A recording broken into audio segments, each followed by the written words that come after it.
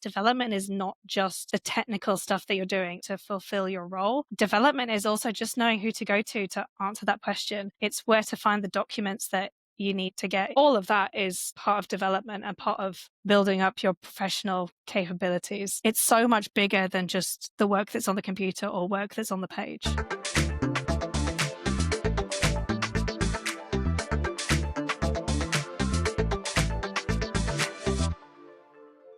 There's a moment that sometimes happens early in a career that's worth us talking about.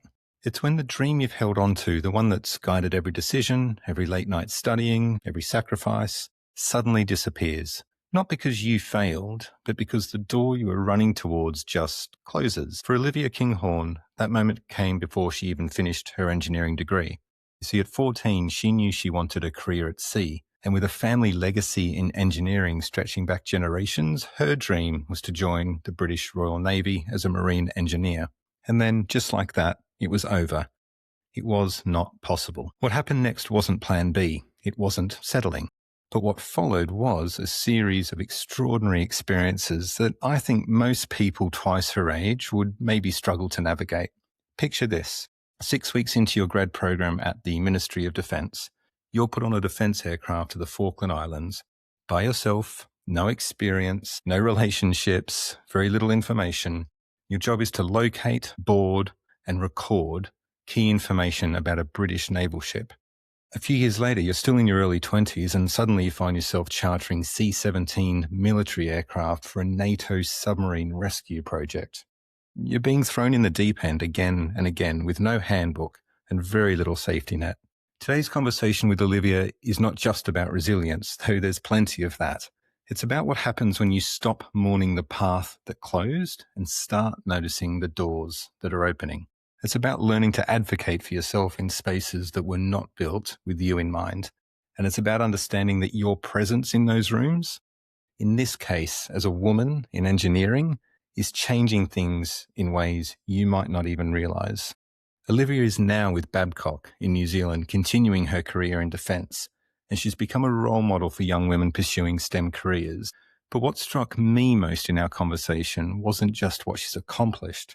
It's how she got there, the messy, uncertain path, the moments of doubt, and the hard-won advice she shares that only comes from actually being in the room. So let's dive in. Welcome to Graduate Edge.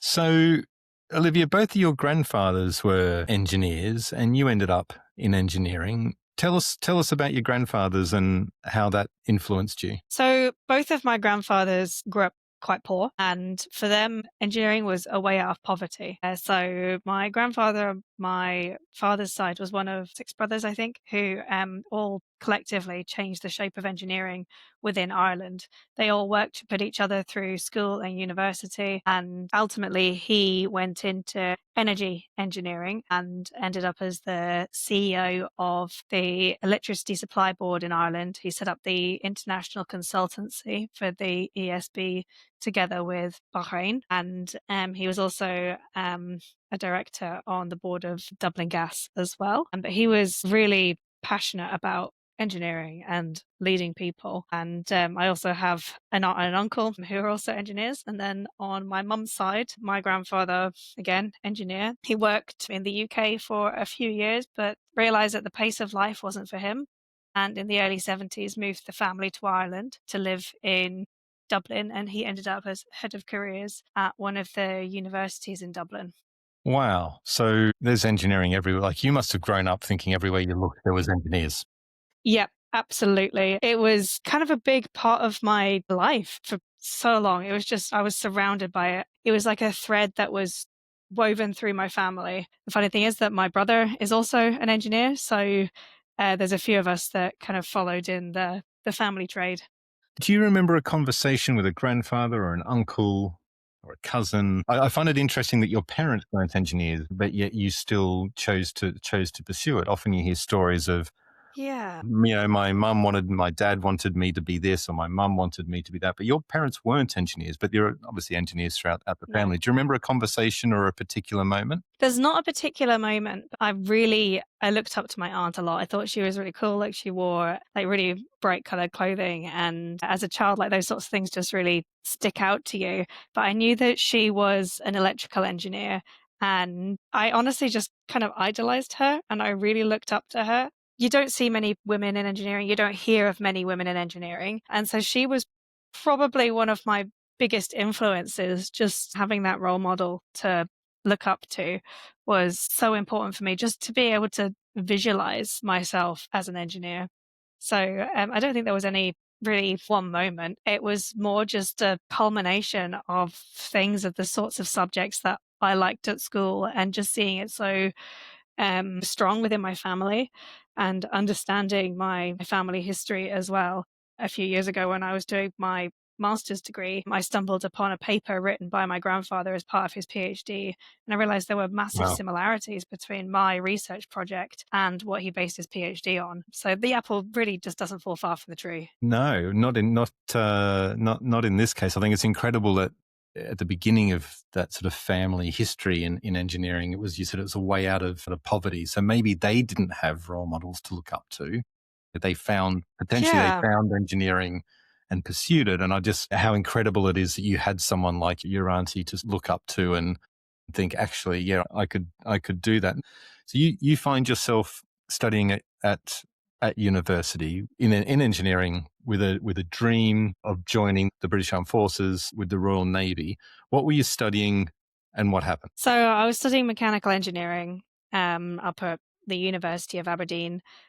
I was quite lucky to know exactly what I wanted to do when I grew up, which was to be an engineer. And then when I was 14, I also had the opportunity to go and do a few sailing trips on a tall ship. And I just loved being at sea and working on a ship. And I found it really engaging, really fun. Loved the idea of travel. And at that kind of age, I started to look at, well, what can I do with all of this? And the thing that came up for me was like, oh, I could go and be an engineer with the Royal Navy. But in my third year of university, I was looking to join the Officer Training Corps. And throughout the application process, I discovered that it was unfortunately a career path that ended up being closed to me because I have asthma, and anybody with asthma or certain long term conditions can't join the UK Armed Forces.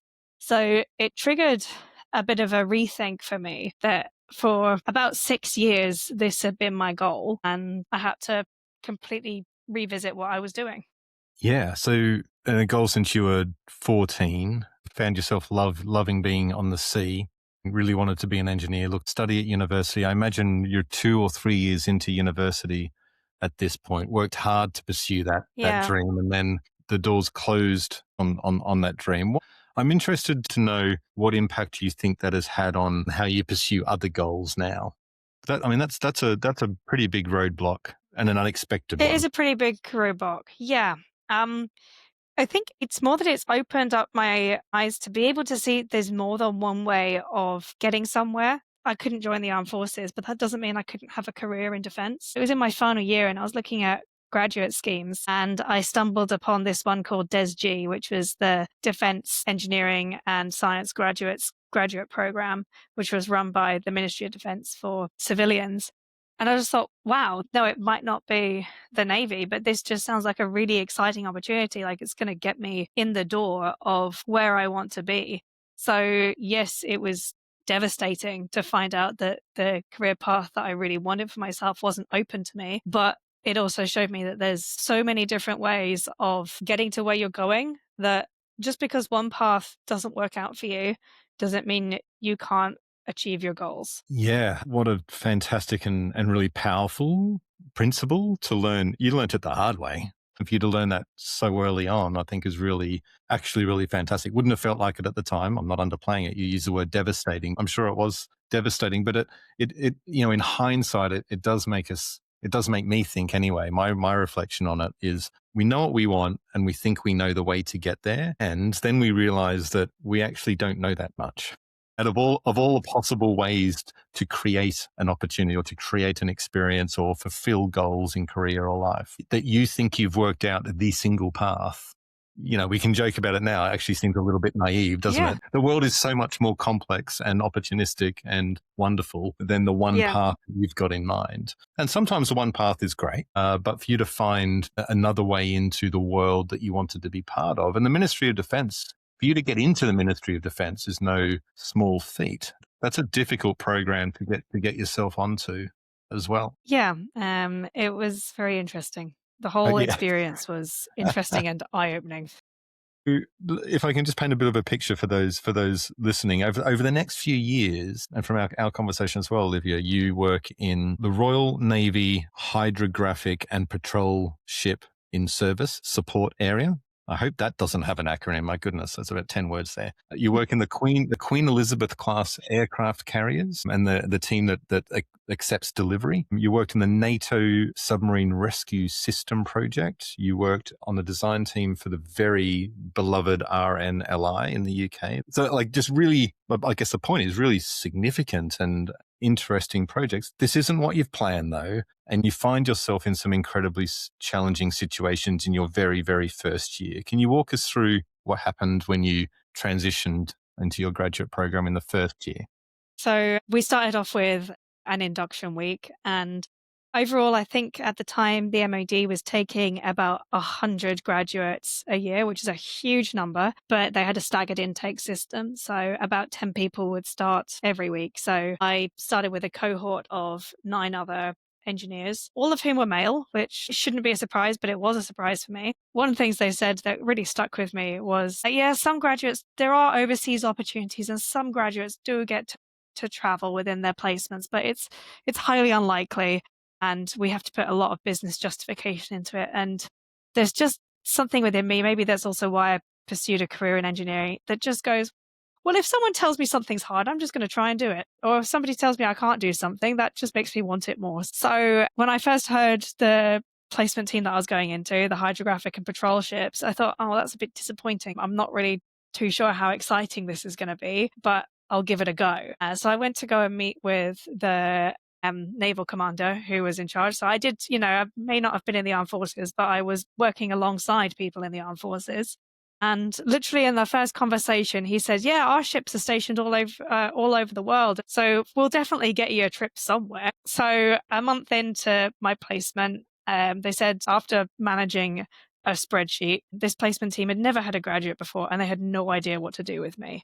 So the guidance that placement teams were given by the graduate program that I was on was just treat your graduates like they're permanent employees, give them real work, and they'll show you what they're capable of. And this placement team took that very seriously and said to me, well, actually, what we really need is somebody to produce our confined space registers. So this was an opportunity for me to get out, see the ships, and to crawl around them, get really familiar, and to actually produce a tangible output for the team. So confined space register is literally someone's got to go and, as you say, crawl around and identify all of the confined spaces on a ship, register them, I guess check those spaces against different risks and criteria and make sure the information's all up to date, because actually without that in place, the Navy on that ship isn't necessarily across the potential risks and hazards from a safety point of view. Yep, 100%. So it's a statutory legal requirement. So I got sent away to go and do confined spaces entry training just in case. I mean, technically you could do this exercise as a desk-based exercise looking just at ship plans, but that would be really boring. And also you want to make sure that you're actually talking to the operators and checking that they have a good handle on the procedures that they need to follow for confined space entry as well. So it's all about building up that professional people relationship, not just with the team that you're working with, but also with the people that you're supporting. And so where was this? You got sent somewhere? I did. So my very first trip that I got with the Ministry of Defence, which was about 6 weeks after starting my graduate scheme, was to the Falkland Islands, which is a pretty mad place to get to go to. So I got on a Royal Air Force trooping flight leaving from their airbase in Oxfordshire and flew the 17 hours down to the military base in the Falkland Islands, where I spent 10 days. Even though it was technically their spring summer, it was absolutely freezing. It is a desolate landscape. I mean, it's kind of one of the most fascinating and yet boring places. Like, it's not for me. It's not for me. Welcome to your grad program. Yeah, kind of a baptism of fire, really. Yeah, I started strong. I started as I meant to go on. And what were some of the challenges you faced in that first year? Working out what I was supposed to know and how I could be useful to a project team. So the first team that I had, obviously, as I mentioned, they'd never had a graduate before. They didn't know what to do with a graduate. And it both went in my favor and went against me. So it went in my favor because they just gave me a huge amount of autonomy, and I got to learn so much from the process because I was just expected to go and perform and to meet with contractors by myself. They sent me overseas by myself as well. But on one of the occasions when I was sent overseas, I didn't have the correct information about which dockyard the ship was in. And so I then had to wait until there was somebody in the office back in the UK. So we're talking about like managing a time zone difference, but call the office in the UK and say, hey, I'm at this dockyard. The ship isn't here. Can you please find out where I need to go? And it's those kind of like little things that can kind of trip you up when you're just starting out. You don't know what questions to ask. You don't know how to listen to the information that you're getting to get what you need from what somebody is telling you. And things like that, they only really come from experience and by talking through the experience with, or what you heard with somebody else afterwards, and having them pull out like, yes, well, this means this, and actually that information is not relevant for you, and we don't need to know that. So it was that was a really eye-opening experience. But the downside was that I didn't have a huge amount of support from the placement team because the expectation was a little bit too high.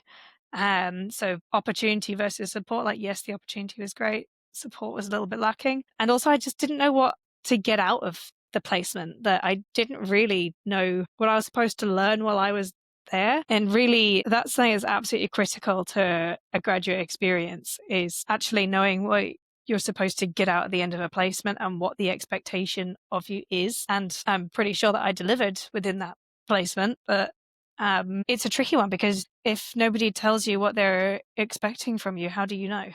Yeah, you've got to do your best to find out and get whatever clarity is available. Yeah. Listening to your story, Olivia, we're still only the first year in, right? And when we talk about your experience at university and the kind of imposed change that you experienced there, not being able to join the Navy, joining the MOD, and then 6 weeks finding yourself in the Falkland Islands, turning up to dockyards where there's no ship. And I imagine when you drive into these docks, you can pretty quickly tell whether the ship's there or not. Yeah, you can. And then you ask at the front desk, you'd ask at reception and say, oh, hey, I'm here to see HMS whatever. And they say they haven't been here in weeks. And it was a moment of, oops, I'm in the wrong place. I at least was in the right part of the world, though, because I'd seen somebody with the lanyard for the ship that I was visiting on my flight. So I was like, I at least know that I'm in the right part of the world, because that would have been a very sticky situation if I hadn't been. So in these moments, you're dealing with a lot of ambiguity, vague information, changing circumstance. Although the ship always knew it was going to be, it's not changing, but changing circumstances for you, information that's not clear, relationships that aren't strong. What would you say to young professionals or graduates or whoever they might be in their first year or first couple of years experiencing high levels of ambiguity, not a lot of clarity, not a lot of support? What advice would you have for them? Don't be afraid to advocate for yourself, to speak to your line managers, your mentors, or the people who are managing your graduate scheme, to ask them to clarify what their expectations of you are. And I mean, the expectation can be, I mean, for me as a line manager for graduates now, is I say that I expect curiosity, I expect proactivity, I expect them to be in a certain number of days a week. And I set expectations around also communications with me as well of what I expect to hear from them. But it's a two-way relationship. It's not just about what a manager's expectations of a graduate are. It's also about what a graduate can expect of a line manager. And actually, graduates can hold their line managers and their superiors to account for providing educational and development experiences. And so this comes down to equally just having open conversations about support. So don't be afraid to go to your line manager and say, actually, I need more than I'm getting from you on this particular topic, or I'm not sure how to approach this problem, because that's where those critical learnings are. And actually, that helps your manager to understand where you're at, and it doesn't go against you at all. It's all about that self-awareness piece of understanding your own limitations and where you need that support in order to be most effective. So it's dealing with known versus unknown unknowns, if that makes sense. Yeah. Yeah, absolutely. The unknown unknowns is exactly what was going through my mind as you were talking then. One of the keys to dealing with ambiguity, vague information, etc., is to, I guess, try and anticipate that it will probably exist before it exists. It's a big transition coming from education to the professional world, where in education things are predictable, scheduled, and routine. Right? You know, for a whole semester, a whole term, what you're doing, what days, who you're going to see, where you're going to see them, at what time.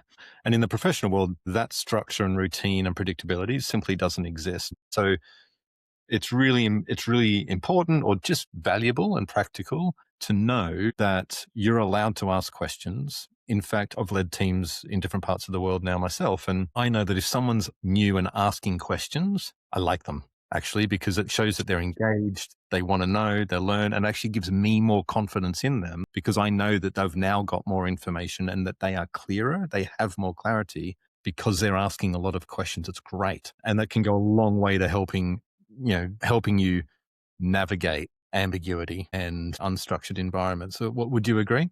Absolutely. I mean, I think that in order to be able to ask the right questions, you actually do need to have a baseline of information. So often, especially in first weeks when graduates start, they're bombarded, or I know from my own experience, you're kind of bombarded with information, and it's really difficult to know what questions to ask and what to follow up on. So there's kind of a caveat to that asking questions, which is it's okay to let some of that information seep in first and to soak in, and then ask follow-up questions as they arise for you. In order to be able to ask a smart question that will give you a useful answer, you need to know what you're asking about. Absolutely follow up for more information or for advice. But if you just need some time to absorb that information, that's valid too. Really good point. Really good point. I'm going to fast forward a little bit. You're about four years in at this point, and you find yourself sitting on a C-17 Air Force plane. Now, I had to go and Google C-17. For those listening, think very large Air Force carrier, one of the largest in the world, are used for moving equipment as large as tanks, and often deployed in humanitarian or natural disaster situations where the response is enormous. You're sitting on one. Yeah. 2.5 years of work. Tell us the story. Um, it originates in 2017, and I am sitting with prospective placement teams as a graduate for my third placement on the graduate scheme. And I just found this one that sounds really cool and exciting, which is the NATO submarine rescue system. And they're looking for a graduate engineer. And I went to go and speak to them, and they said, "Oh yeah, no one's come to see us about this yet, so it's yours if you want it." I thought, what? This sounds amazing. So I managed to get myself in with the placement team, and they said, this is the type of work that we will get you working on when you come and join us. We've got these exercises coming up. You'll be expected to write minutes for meetings. You'll be secretary. And we've got this big problem, which is we just did an air mobilization exercise, and we have a bunch of learning from experience, and we need to do something with it. So what we would like you to do is write us a plan for how to do an air move based on this Excel document, basically. So over distance, how to use the aircraft to move a whole lot of people or equipment to achieve some sort of objective, I guess. Yeah, so basically how to mobilize an entire submarine rescue system, which takes 23 lorries and move it to wherever it needs to be in the world within 72 hours. And little 24-year-old graduate me is like, yeah, sure, no problem, I can do that. So I started off by reviewing what's in this list and then starting to pull information out of that to put together this plan. And then we needed an overarching strategy to be able to support this capability going forward.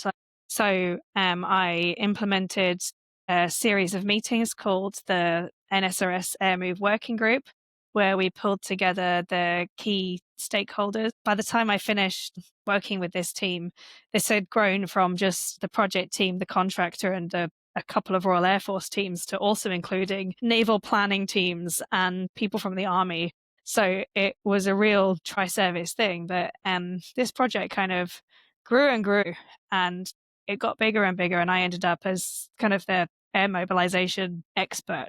I was possibly the person in the world at the time in 2020 who knew the most about how to move submarine rescue systems around the world by air, because I'd written the plan for it. I'd initiated the meetings. So I had chartered some C-17s to prove that my plan worked. So I've been in touch with the Royal Air Force to get a hold of some of these aircraft. And there were a few little disasters that I had to deal with at the time. The pressure was really on. We were working together with France and Norway. We were trying to fly the equipment to Norway. And if we failed, it was going to be really embarrassing. So failure was just not an option. And on the day that I arrived, I got a phone call saying, oh, we've got a major problem with our documentation. It's not going to pass muster. And so thankfully, I'd made some contacts in various places over the years, and I had somebody that I could call and say, we've got a problem, we have to make this work. Do you have anybody that you can spare to support us with our paperwork? And they said, actually, there's an Army logistics team nearby, I'll give them a call. And so the next day the Army turned up. And then that evening, I was sitting in my miserable hotel room, and I just at the end of another very stressful day, and my phone rang and I picked it up, and it was this irate Royal Navy commander on the other end of the phone, just giving me a complete ear bashing for having the audacity to plan this major exercise without informing them first. And I was like, I've never done this before. I know now that I need to do this. So this is lesson identified from this, number one. Within the midst of all of this, I think I'd worked something like 14, 12-hour days in a row, and I needed a break. So I handed over to a colleague to basically babysit the equipment. And then I came back to fly the equipment and traveled with it. I've got strong memories of unloading the equipment and then the customs official saying, I'm here for your paperwork, and then handing over the paperwork. And then 2 hours later, he just turns up back with the right stamps on it. It basically ended up being a massive success, and the equipment all got to where it needs to be. And as a result of it, I updated my plan. But this was about 2.5 years of work. It was just complex stakeholder management, real engineering problem solving, and just thinking on my feet as to how I was going to manage these issues as they came up. So much stakeholder management and so much problem solving. Let's pick that apart briefly if we can. Although I've got this image of my head of 24-year-old Olivia picking up the phone to the Air Force and saying, my grad, I've been given this job. Can I borrow some C-17s, please? Yeah, it's kind of a mad situation. It is. What were some of the skills and capabilities or mindsets you think that 2.5 years gave you? You talked about complex problem solving. You talked about stakeholder management. What were some of the things that you learned in that period that you've been able to bring forward to your career now? Understanding you actually have more authority than you think you do. That just because you're young and you don't have breadth doesn't mean that you're not an expert at something if you've put the hours in. If somebody had told me 10 years ago, one day you're going to charter a RAF aircraft and you're going to fly it to Norway and you're going to have to deal with all these problems, I would have just laughed at them and said, absolutely no way, that sounds insane. That does not sound like something that's going to happen for just a regular civilian person. I just never could have seen it coming. I mean, I would say like you can kind of always expect more of yourself. There's a lot to be said for somebody who just expects you to do something. Yeah. And I think what's fascinating about that is when you are empowered or entrusted to do Mm. something at work, it might seem like a really big deal to you. And you're wondering, why is this being given to me? Or can I do this? Or how? The fact that the project has been given to you, you can borrow a lot of confidence and trust in that. I mean, obviously, giving this project to you seemed like a big deal to you at the time, and I'm sure it was. It was a big deal. I'm not at all downplaying it, but someone thought, yeah, this person is capable of working through it, working out the problems, getting in touch with the right people, and eventually making it success. And I think there's a lot you can take from that early in your career. Yeah, absolutely. I think that nobody will give you something they don't think you can do, but the flip side to that is that sometimes you're given jobs that nobody else wants to do. And I think there's a job that was complicated and it needed something to be done with it. Nobody else in the team had the time to look at it objectively because they kind of had their own fires to fight. That's the power of being a graduate, is that sometimes you get given these odd jobs. And with this one, it started out small. It started out as, we just want you to write a plan for us to use in the future based on Yeah, true. these lessons identified. And then the more I got into it, the more I looked into it, the more I found holes, really, holes in the capability, holes in the systems. And I wanted to do something about it. I could have handed it over to somebody else at any point and said, hey, this is actually a bigger problem than I think I can handle right now. But it's not really in my nature or my personality to do that. I wanted to see it through. It became a passion project for me, really. My poor husband probably had to listen to way more than he really wanted to about it. Let's step forward. You then find yourself, I mean, more recently, at least only in the last 2 or 3 years, you're now in New Zealand. You're working for Babcock, one of the world's best known defence contractors, amongst many other things. What are you doing at Babcock, and what's been different? What have you learned? It's been a very interesting experience for a long time for me and my husband. Moving to New Zealand was kind of a long-term plan. He's actually in the Royal Navy and he had the opportunity to go to New Zealand for 2 years for a military exchange. At the time, I was just finishing up my master's degree in London and I was unsure about what to expect when I went. So the first thing I did, like any good postgraduate students, I went to go and talk to my personal tutor at the university, who also happened to be a Ministry of Defence employee. And he was incredibly supportive and he'd got contacts all over the world. He offered me some really practical advice and support and offered to put me in touch with someone he knew in New Zealand, who then put me in touch with somebody in Babcock in New Zealand. One thing led to another and I interviewed and I got a job as a design team lead engineer out with Babcock New Zealand. So doing very similar type of work to what I'd done for the UK Royal Navy, but for the New Zealand Navy and just on the contractor side rather than the customer side. Yeah, fantastic. And what a great transition to make from government to non-government, being able to take a lot of the sort of transferable skills, experience, context, and transferring it onto the other, transferring it onto the other side of the equation. And you mentioned earlier in the conversation, I think I heard you say you have graduates come through your teams now. What are some of the key things that they do well that sets them apart, do you think? I think it's that initial problem solving that's not clouded by how things should be. I think that graduates often apply a lot more creativity than experienced engineers. They kind of come as a blank slate, and that is something that's really appreciated. Most of them have no prior knowledge or experience aside from their university degrees. Some of them have done internships or undergraduate programs either with Babcock or elsewhere. But the sort of work that they do as interns and undergraduates is very different from the type of work they do as a graduate. I mean, when I first started in the New Zealand design office, I was really excited to be working with graduates again because it's something that I've done throughout my whole career. I've either been a graduate or I've been line managing or mentoring a graduate. I'm really passionate about supporting people in their early careers. Like I had an amazing experience on my graduate scheme and I was fortunate, but I also knew the system well enough to know how to get what I wanted out of it. And that's the sort of thing that I really want to pass on to the graduates that are coming through, is actually how to make the scheme work for them, how to use the graduate scheme to achieve their goals. So I implemented a few changes to how we did graduate placements within the design office, such as building up a graduate placement framework. And actually, some of it was about working together with the other team leaders to identify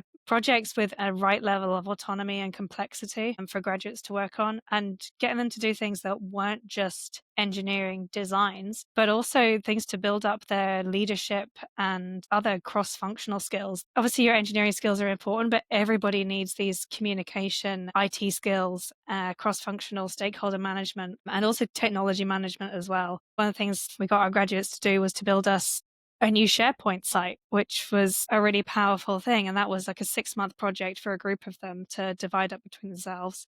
And all I gave them was the output that was expected from them. And it was up to them how they divvied up the work and what they took from that. And yes, there was course correcting and there was mentoring and support to get the output that was needed. But I saw a huge improvement in so much of their confidence in how they talked to their stakeholders, in just how they approached problems, their proactivity.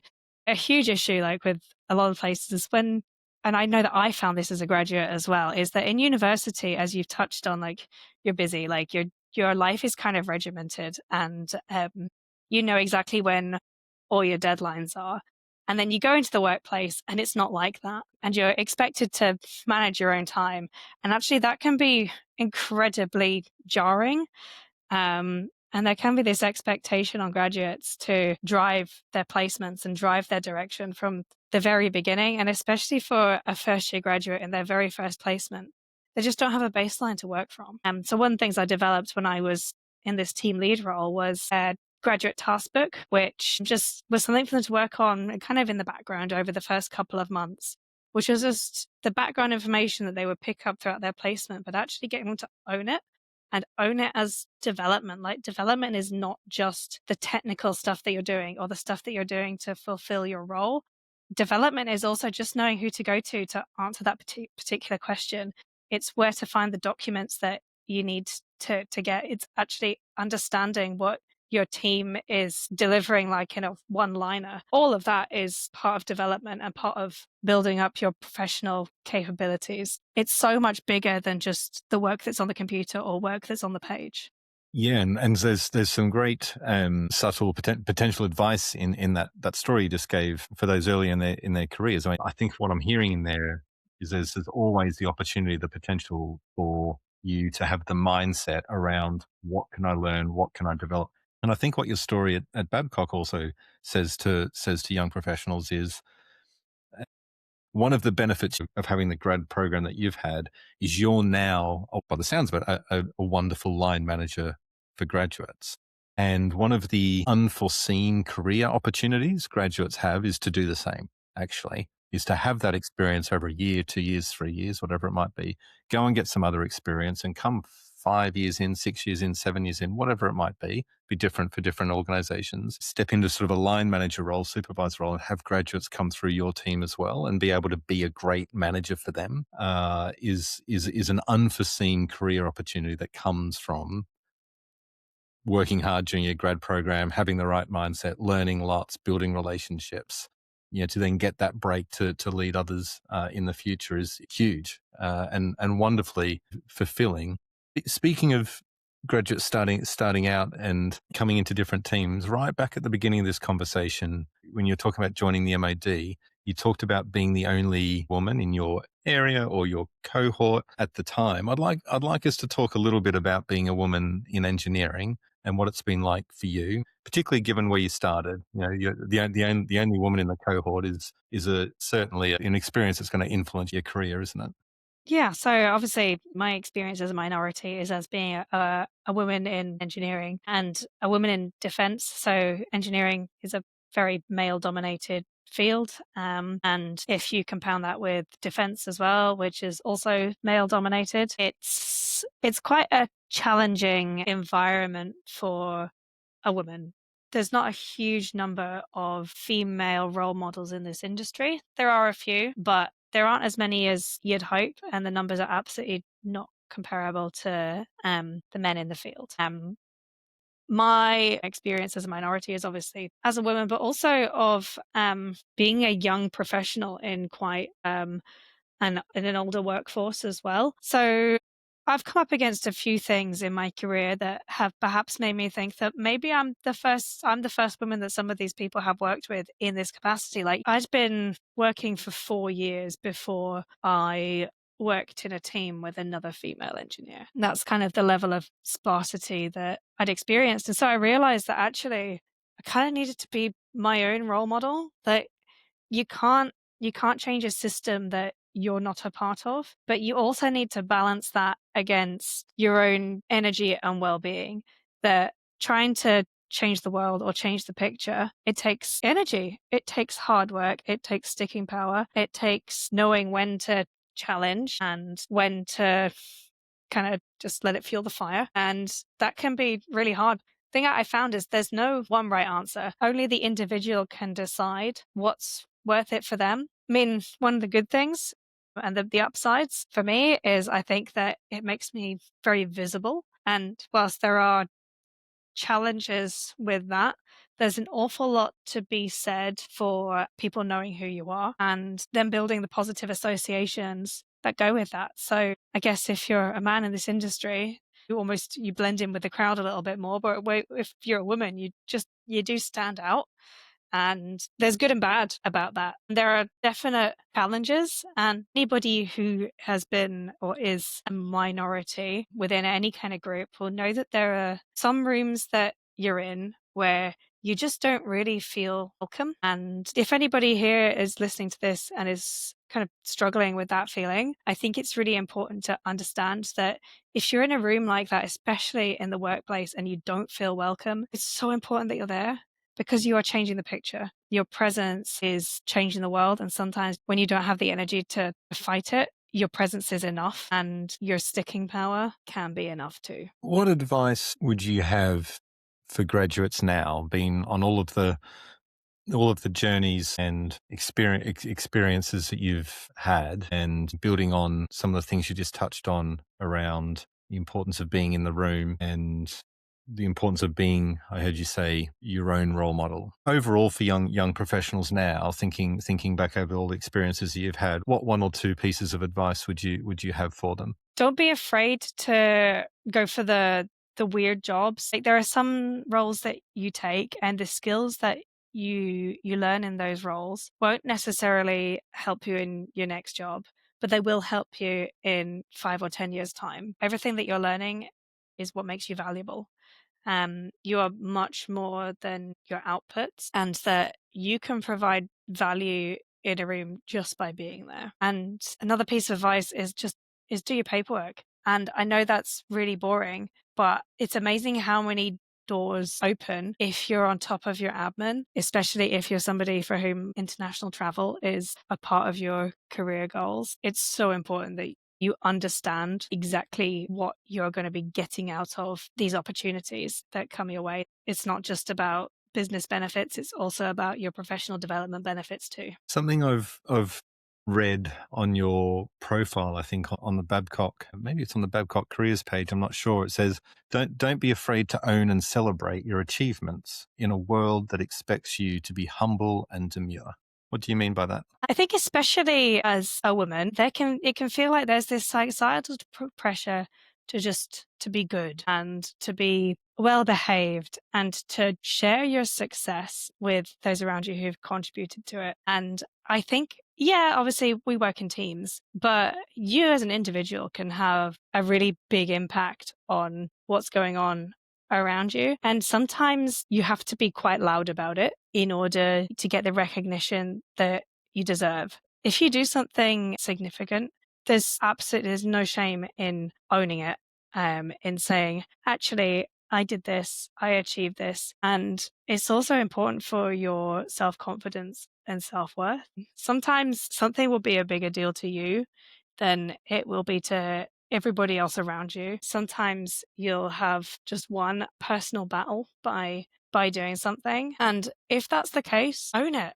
Acknowledge that, if only for yourself. Like, take yourself out for a coffee, buy yourself a cake. Like, you should celebrate all the wins. Yeah, absolutely. And I think there's something for our well-being in that, and also for your really practical point of view, for the stakeholders around you.